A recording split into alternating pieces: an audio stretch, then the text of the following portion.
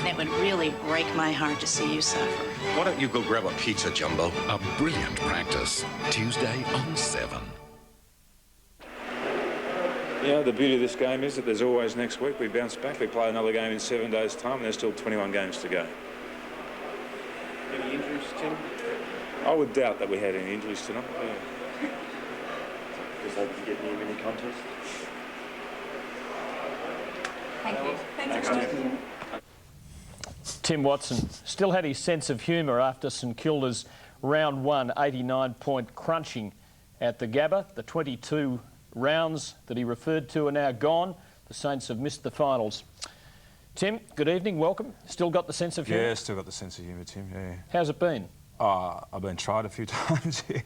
Look, I think it's been an interesting year, and I think, look, the most important thing is to finish, I think, a season on a positive note, and there's no doubt at the weekend we finished on a positive note, and our focus going into that game was that it was the first game of the year 2000 for us, the 2000 season, knowing that we couldn't make the finals, and I thought that the players responded accordingly. Tim, does a win in a dead rubber like that as it was, does that camouflage some of the problems that you were aware of a week ago? No, look, I don't think it does, Michael. No, I think that you've got to look at the season in review in totality, and obviously we don't look at one game. I think probably on Saturday night, sort of the form probably of Ben Walton, the form of James Begley, and the form of Lenny Hayes, 3 rookie kids in the one game. And I think you probably look at that and you think, well, we've got 3 very good young players that are going to go on and play, 50, 100 games for the club. And at the end of the year, the positives that we probably get out of this season, and there still are a lot of positives to get out of the season. I think that, the fact that we played 6 rookies this year, and there's another couple of kids that are developing nicely in the reserves, and I think there's a strong future for St Kilda in the short term and the long term. Now, you were 7-3, and this is well canvassed, we all know that, but you've obviously had a little bit of time to review. What, in your view, were the 2 or 3 things that happened from 7-3 to finishing on such a dismal note? Look, there's a variety of things. When we go back and we look at the game, and obviously you're reviewing it as you go, and I think probably one of the most, I guess, enlightening things was the fact that the work rate was dropping off in certain areas over the course of a game, and it wasn't the same player each week, it was a different player, and there was a lot of inconsistency in our performance over that period of time, and obviously that was one of the things that we were constantly working to address. And obviously over a period of time, I think that you've got to hold players accountable for inconsistent performances, and if they can take you to a certain level as a group and as an individual, and they can't take you beyond that, then obviously there's other mechanisms that you put in place to make sure that you build the team over a period of time that you want and is going to have success. You play with a smaller forward line on the weekend, and it's always an interesting point. How many tools do you play in there? I think probably Stan, your predecessor, probably played with more tools than what you have. I mean, you've rotated your guys through there sort of throughout this season. Heatley hasn't always been there. Everett probably spent less time there and more time in the ruck. What's the right combination? Yeah, it's an interesting question, Terry, and I think that probably, I reckon there's going to be a lot of competition from our tools next season over the pre-season to actually put their hand up and make it be them that gets a spot in the forward line, because I think one of the great changes in our game has actually been, and I think probably you're proving that with the side you play down back, is their flexibility and probably their versatility too, and the Adelaide Crows defence and I think the Brisbane Lions defence, even the Essendon defence. And that is that once the ball goes in there and it gets turned over, if you're not putting a lot of pressure on the opposition, it just comes back out too quickly, and it puts pressure back on your midfield, then puts pressure back on your own defence. And I think at times we just allowed the ball just to come out of there far too easily. And I think that's one area that probably let us down over the period of time. Tim, you started with Jason Heatley and you looked like you had a lot of faith in him, and I think most observers believe you look better when he's in front of goal, but you lost faith with him probably 8 weeks into the season? Actually, Mike, he had an injury. He went out with a quad injury, and that was an injury that he probably missed. I think he missed 4 or 5 games in the end, and it was a recurring quad injury too. So his form wasn't brilliant up until that point, by the way. And I don't know. Look, sometimes with the emergence of Barry Hall, it meant that Barry became more of a focal point in the forward line, and to the detriment probably of the way Jason plays. And I mean, there's no doubt on Saturday night that having Jason there with the space to work in front of him, he was a very good forward for us, and gave us a lot of life down there. You mentioned the fact that different players fell away at different times. I'm wondering if that explains the fact that you took the rod to them on the track, as it were. We've got a comment from Tony Shaw on 3AW, which was very much no punches pulled. We'll just hear that. The way that I believe that he's trained him over the last month was, I don't think, should happen in modern day football. Did you feel you had to do it under the circumstances? Yeah, well, look, I've got a lot of respect for Tony. I think Tony's a terrific fellow, but I think it's very difficult to comment about another club when you're not there watching them train. And Tony's only formed his opinion probably on the perception of the media reports. We had one really tough training session in that time, one really tough training session. And in fact, on that weekend, we outscored the Bulldogs in the second half of football. So, I think that what we needed to address was a number of areas, and work rate in particular. And I think that it probably was something that the players gained a lot of benefit from on that particular day. But look, you can't. I mean, one of the great problems in coaching is that giving players competitive work is that you don't play against yourselves, and the last thing you want to do is injure a player on the track. And sometimes fortune favours the brave.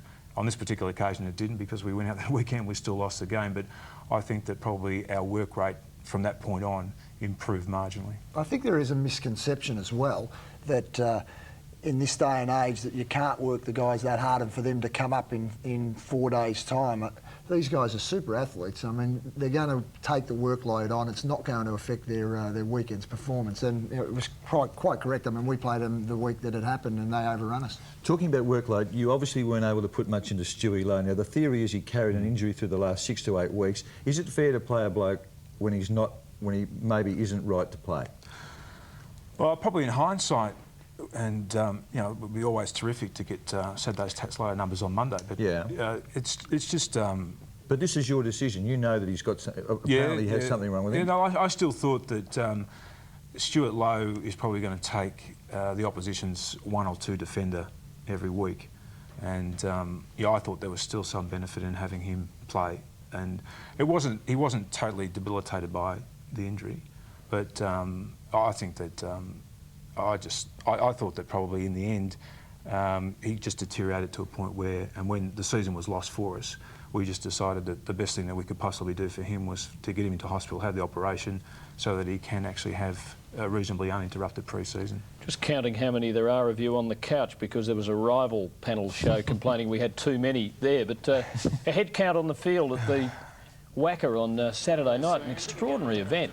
Yeah, does it reflect the state of mind among the Eagles at the moment, or was it more simple arithmetic than that? No, at the time, Aussie Jones was actually free in the West Coast Eagles defence, and they had a free. The West Coast Eagles actually had a free up the other end of the ground, and Guy McKenna obviously didn't see that they did. And I must admit, when the count started, I was a little bit concerned that maybe we did have one extra out in the field, because it can happen at different times where a player doesn't hear his name in the side, or thinks he's in the side. He was in the side, in the first half or in the first quarter or whatever, and they go back out on the ground, and we've had to call players back at different times. Did you have a moment of utter panic when you thought that?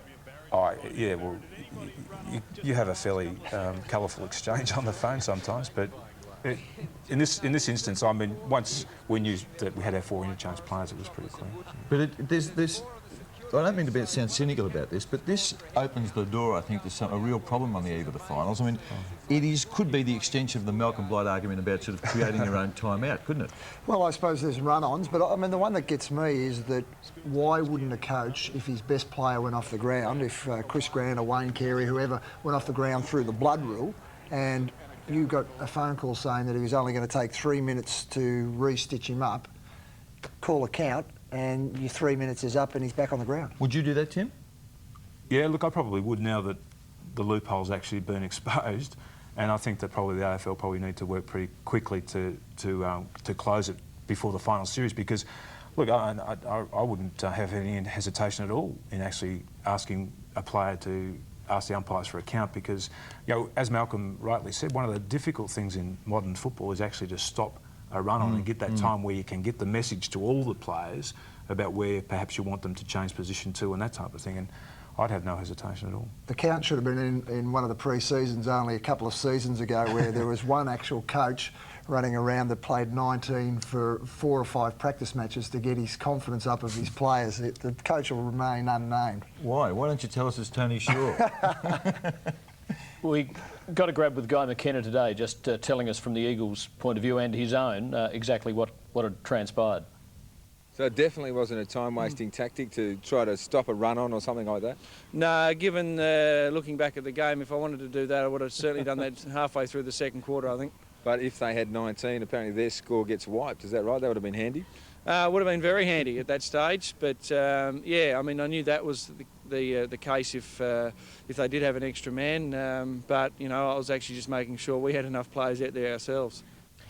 Now, the rule is fascinating. I think we all understood that if you had too many on the field and you were sprung, you lost your score. But there it is. If a team's been counted and found to have more than the permitted number, in other words, 18, a controlling body shall impose a penalty by way of reverse of match result, annulment of score or part thereof, fine or censure, as it shall consider proper. Now, does that mean it happens after the game and that part of the score might be annulled? That is as vague as you can get any rule, isn't it? It's as clear as mud, though. Yeah. Well, it's unworkable, isn't it? It would seem to be. I mean, we were all of the opinion before we found that rule that you lost your score. Colo will fix it.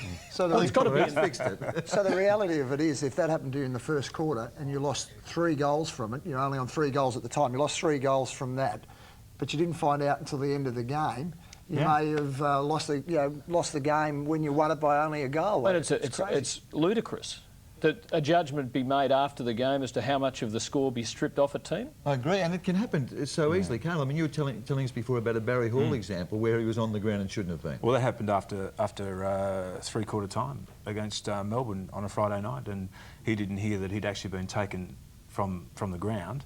And he stayed. Were you too scared to tell him, were you? Oh, I told someone to run and tell him.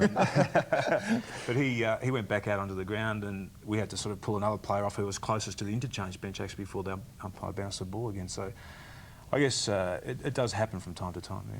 Luke Beveridge, Tim, the umpire wouldn't give him the ball.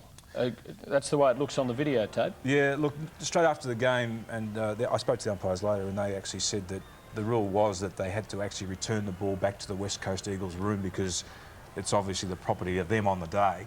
But once it was explained to them, the ball was presented back to St Kilda after the game, and obviously then presented to Luke. So, I mean, that was cleared up. Yeah. Mike, do you reckon they would have taken it off Plugger in the same circumstances? I reckon Plugger's got 35 balls so far this year.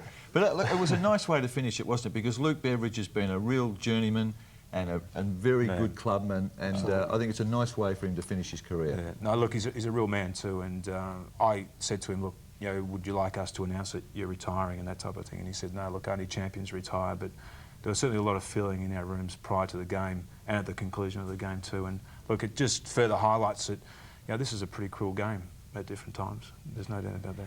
Well, the Eagles, they look to be in terrible trouble. They've lost 7 out of 8 going into a final series, and just look as though they're set up to bow out in straight sets again. Glenn Jakovich pulled no punches at all in a post-match assessment.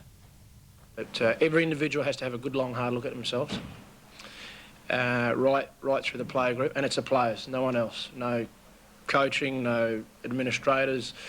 The club is, you know, going very, very sound in that department, very, very good. It's the players have finally got to grow up and grow up and be men, not be little boys. Some guys throughout the club think, well, you know, I'm quite content. You know, I've got a 3-year contract, and you know I'm going okay, and I'm getting good money, and you know these. I mean, I'm being pretty harsh, but these are realities. There's guys over there that are fighting tooth and nail to survive, and they'd give their right arm to play finals football. Unfortunately, we get sport with it, and it's time we grew up and appreciated playing finals football, because after tonight we don't deserve to be playing next week. That's my opinion, and as harsh as it may be, well, if I don't say it, you're going to write it. He might have his team coming out hard at you blokes on Friday night after that. No, look, he was certainly fairly intense, and I mean, he's a committed guy, and that's what you need. You need team leaders. Nathan Burke did that mid-season, Tim, probably more inadvertently than what Glenn Jakovic has done, but he sort of cast some aspersions on a couple of your blokes, or probably on the list generally. Did it have any impact? Yeah, look, I think it probably did. I think think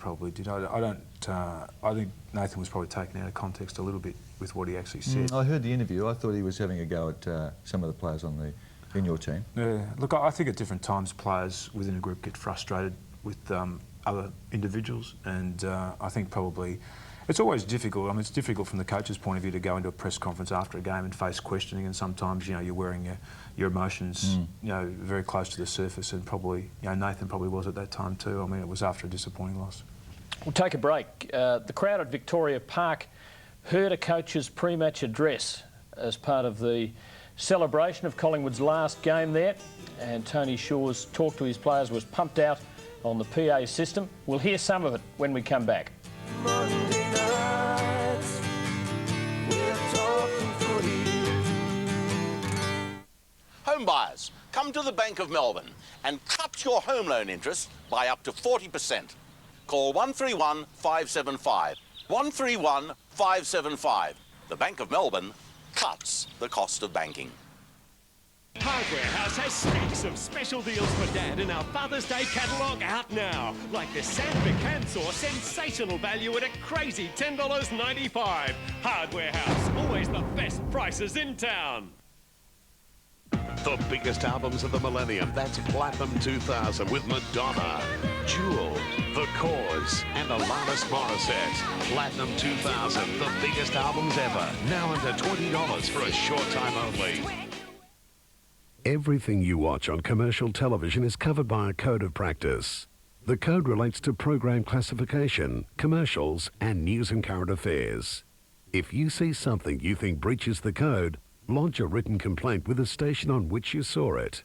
If you're unhappy with their response, you can refer the complaint to the Australian Broadcasting Authority. To get a copy of the code, contact the Federation of Australian Commercial Television Stations, to which this station belongs. You know, about 50% of burglaries are through windows. So if you haven't got key locking window locks like this, you don't have adequate security. Presented in the interest of security and safety by Lockwood and the Seven Network. It's the emblem of the team we love, the team of the red and the blue.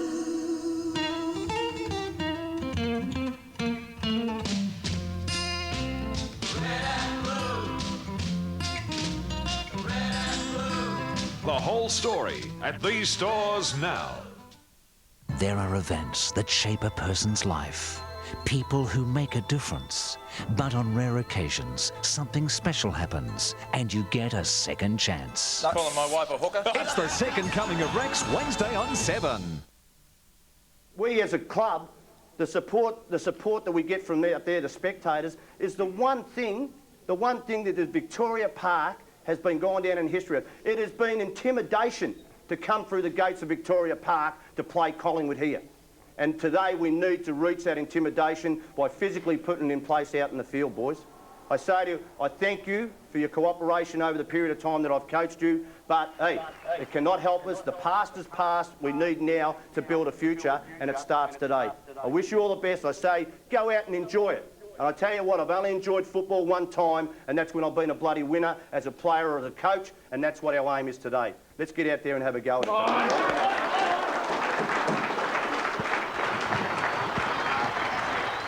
An extraordinary situation for a coach to be in, wasn't it? Would it force him to play to the crowd and perhaps compromise his task a little? I don't think that. I mean, it's a changing game, but certainly as a one-off, I don't think there'd be much of an issue with that. I think he was strong in his words and probably would have chosen his words a little bit more correctly, knowing that the crowd were going to use it, but I don't see a big issue.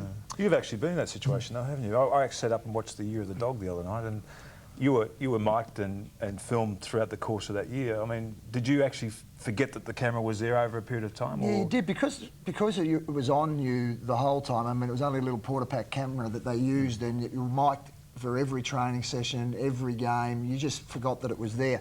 I still have a sense that year, guys did see that the camera was around, and they might have had a sore spot, and it was a little bit more sore when the camera was there. And look, I don't think it helped us, but a one-off is different. Yeah. But it was an unnatural situation for Victoria Park on Saturday. There was no hostility. I mean, every time I've been out there, you almost feel worried for your safety. It was just a very gentle atmosphere, wasn't it? You and I were both there on Saturday. I mean, there was just the appreciation of the Collingwood people about the club and the ground and all that sort of stuff. Collingwood got on the ground. They didn't go into their forward 50 for the first 17 minutes. The game was all over. And yet there must have been a huge emotional build-up for them. You've talked before about the value or otherwise of it, and Lee Matthews made some interesting and pertinent comments about that aspect. Collingwood were always today going to, I thought, potentially be very emotional, but when you have a big build-up, unless you get encouraged during the game, you usually fall away really badly. So once it sapped them early and they never got any encouragement for the hype, then I guess that, you know, they all of a sudden, I thought, probably fell away more than a team normally does, and that's really part of the psychology of it all, I think. This is a great coach. I mean, that message was just so clear and precise. I mean, it was absolutely spot on.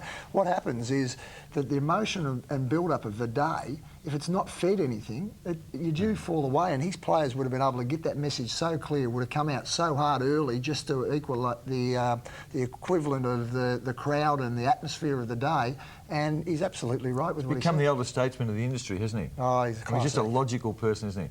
Oh, classic. He's not just going through the motions as an elder statesman, though, is he? He's looking very dangerous.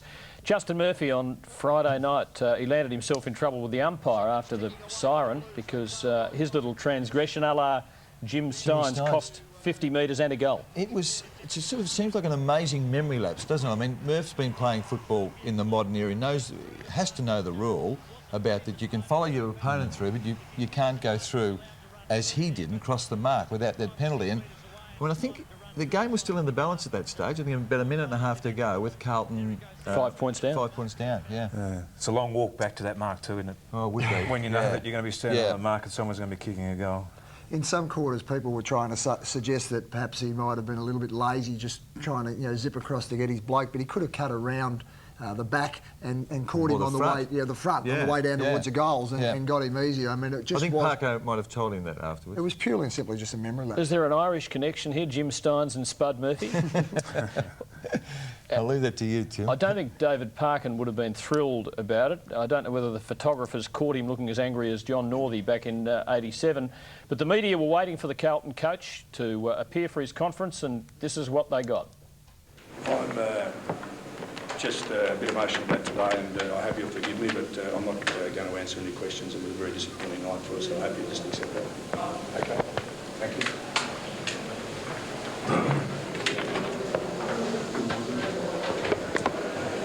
Mike, good enough? Probably not. No, I wouldn't have thought so. I mean, a lot of coaches are disappointed. I mean, the guy next on my left, I never forget the vision of him after the preliminary final in '97 with head on his hands and just you weren't going to lift your head up for 2 weeks, it looked like at the time.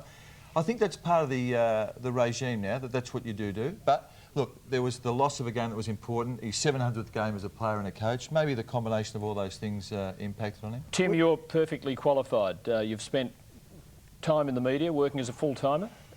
Do we ask too much? Is that fifth quarter, as David Parkin tagged it a few years ago, a little too demanding under certain circumstances?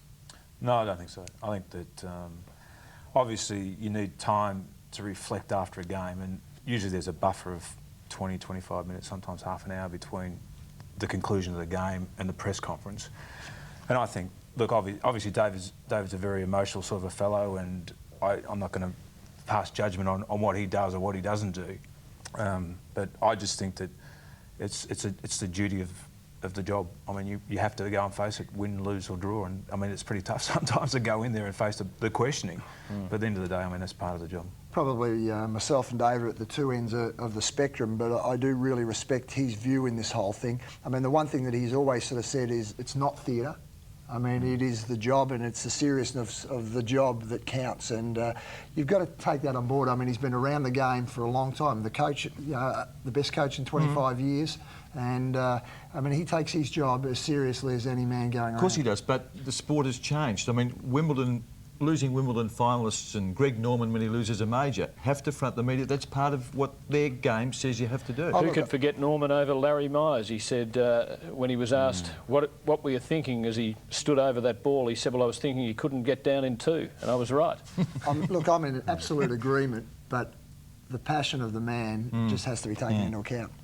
There was some theatre and some interaction between star and crowd at Victoria Park with Justin Lepich. We might just take this with the sound up because there was some good stuff from both sides of the fence.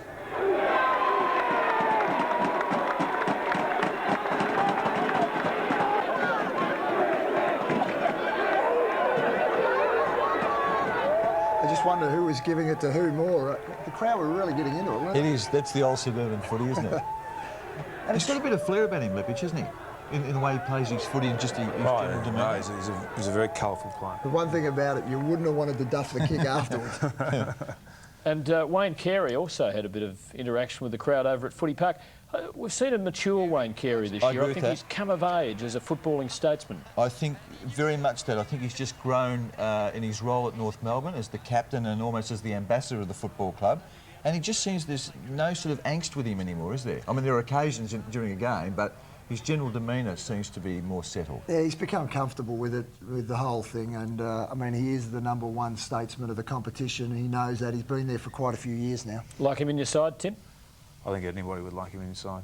I mean, he's just a colossal player. He was fantastic against us a few weeks ago at Waverley, and he just dominated. He can dominate. Yeah. I mean, I think he's one. I mean, I think that Chris Grant is another wonderful player in the competition, and there's others, but I think there's not many players that you sense that in the coaching box we think, well, I just hope the ball doesn't go in their area. And Carey's one of those blokes. Well, we talk about players using their head, but using a teammate's head is an interesting approach to it, and Adam Huskis applied it at Victoria Park. And Chris Johnson has a hard head because that hit him in the back of the head and landed back with Huskis. What a fabulous play. You get 2 stats for that. Is it, builds up the numbers. Set play? Absolutely. Does the mark count? One-handed? Off the off roof. the head? Yeah. Now, Maxie Hudson got a kick in the head too, didn't he? He smothered it with his head. He didn't actually come out of as well as Chris Johnson. It was face on, wasn't it? Yeah, well, I felt responsible for that because I think my parting words to the players, make sure you get one smother each, and Max copped a beauty in the face in the first quarter. I've never known a round with so many farewells. If it wasn't grounds, it was coaches, and if it wasn't coaches, it was players, and Football Park had it just about all with a couple of players and, of course, a great coach after 2 premierships bidding farewell. Blight, Jamison, Liptak, and after the break, another retiring hero. We're talking footy. Thursday. What the heck's going on? Remember, never trust the locals. You must come with me and face questioning. What? You never know if they are friends or not. There will be no alliance. We need to talk. All new Stargate, Thursday.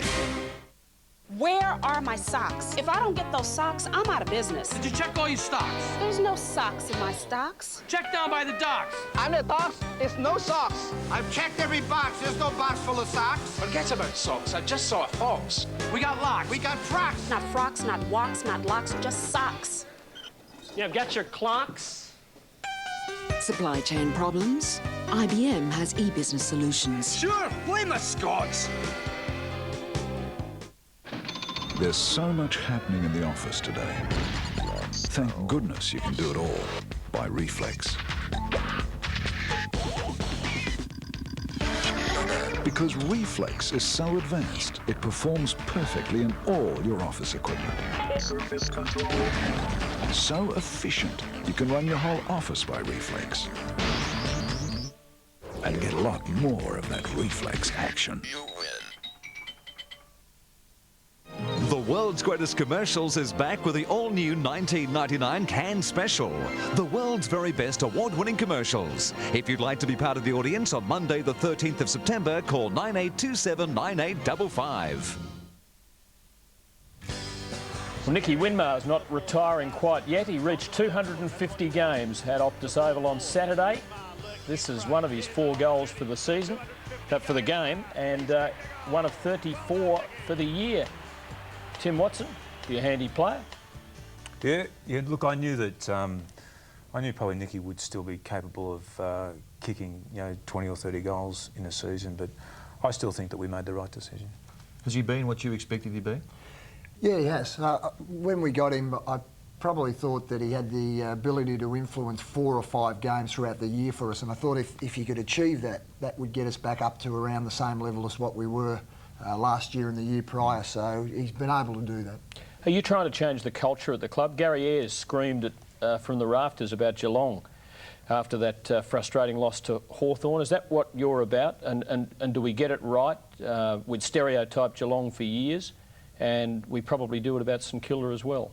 Yeah, look, I think there's a cultural change that needs to take place, and I don't think it's going to happen overnight, but I do believe that because the club hasn't had a lot of success over a long period of time, I think there has been an acceptance of mediocrity, throughout the club, and I think that that's something that we certainly need to address now. And it's going to be a pretty tough off season for us at St Kilda because we're going to make a lot of changes, and we need to make a lot of changes if we're going to go ahead of where we are at this point. You're talking about the playing list. Are you going to savage the playing list? Look, we're going to look at every area. I think that we have to look at ourselves from the top down, and I think we just have to do that. And I think most clubs are probably going to have to do that. But if you want to stay with the pace in this competition, you've got to improve 10% to the next year. Have a look at the pace setters for the clubs that have made it, the engine rooms, the core for all of them. And Mike and Terry, you've come up with the 6 most important players at each. Yeah, well, I suppose when we have a look at this, I mean, there's 2 things in finals campaigns. It's to go deep enough with your list, but also the top 6 really need to stand up. In the last couple of years, Adelaide have had their top players stand up, North Melbourne the year prior to that. And it's an interesting list. It's a consensus that you wrote up, Michael. Did I have the overriding vote today? What about Luke Darcy? Must be getting very close to being in your best 6. Oh, I think over the last month you'd have to suggest that he's probably been in there. I was interested that you couldn't squeeze Alessio into Essendon's one. Yeah, well, that I couldn't. Oh, sorry, I thought it was consensus. Well, I mean, it's a pretty good 6 we've got up there, isn't it? I think the other interesting one that I was keen on was Clark Keating in the Brisbane list, and I think he's just really developed now that he's got a good run at it without sort of any injury problems, and he's become a very good player. Just having a look at the others, there's been generational change at the Eagles. Oh, well, I suppose, I mean, that's always going to happen, and you know that their senior group are going to be very good at any point in time, but a guy like Phil Matera, the ability to kick 50 goals, Wirrapunda really has stepped up this year.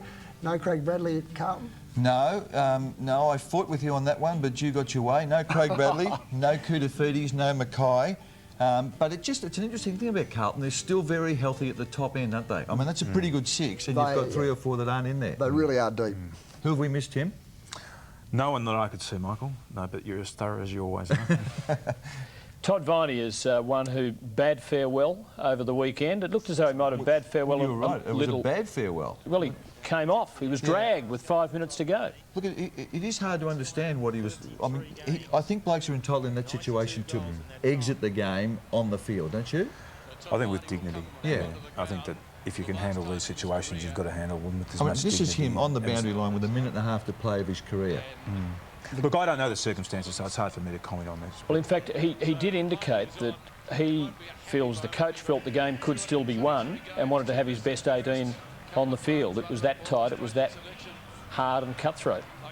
Surely a Todd Viney coming out of the forward pocket, you know he's going to run hard and straight at any ball that comes down there with a couple of minutes to go, and his career could have sat in the pocket if they couldn't have him on ball. Yeah. Well, for 10 years, Melbourne's been a better team when he's been in the team.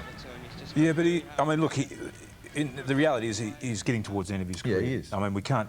For 10 years he has been, but probably in the last season he hasn't been as good as what he's been over the 9 previous years. But I think actually Todd Viney would be one of the perhaps underrated players of the last 10 years. I mean, when you consider his career and what he meant to Melbourne and how strong and tough and hard he was at the ball.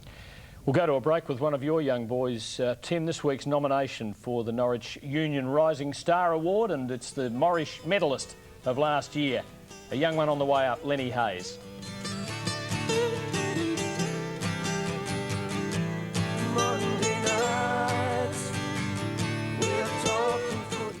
Tomorrow, look at her now, a mum's winning battle. 62 kilos shed in just 6 months, plus the latest in home entertainment. Life should be celebrated. Bring an actor to your home, Today Tonight.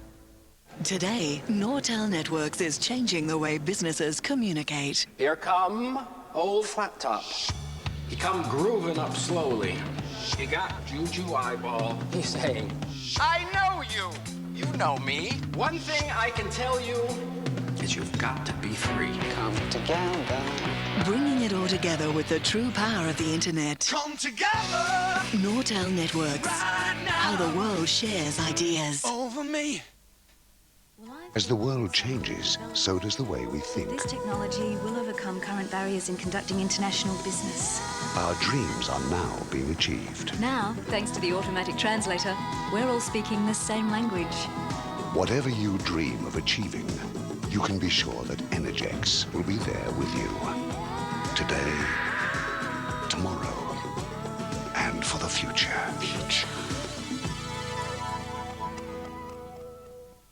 The ultimate retreat to heal mind, body and soul. Unwind and relax and stretch your imagination.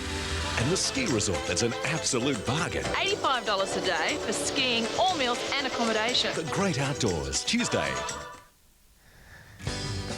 Well, we can't let the program go without acknowledging the fieriest start to an AFL match in the whole history of the game. Ever seen anything like that before? Did you ever expect to? No, it was an amazing feat of events, wasn't it? Extraordinary. Just can't believe that at the MCG, can you? Did you see what the time was on the board there when it happened? 7:34. 7:34. Now, someone looked at the newspaper upside down.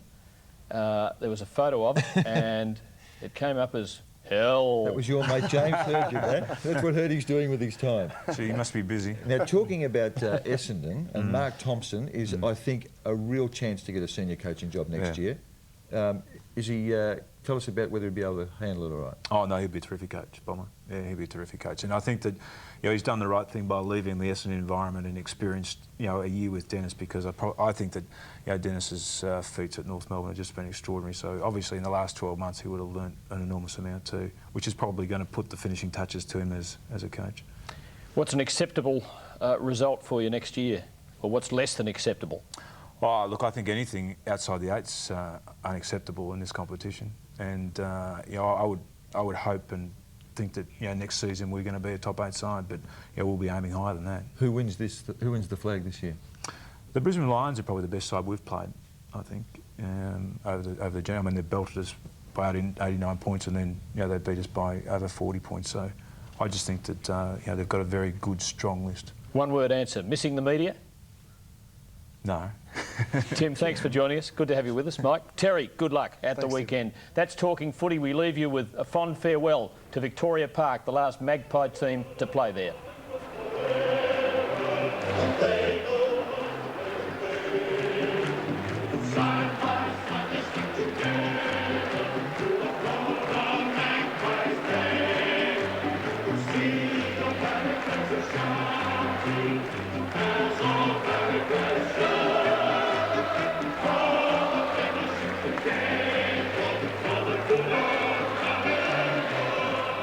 This program proudly brought to you by the Bank of Melbourne, the bank that cuts the cost of banking.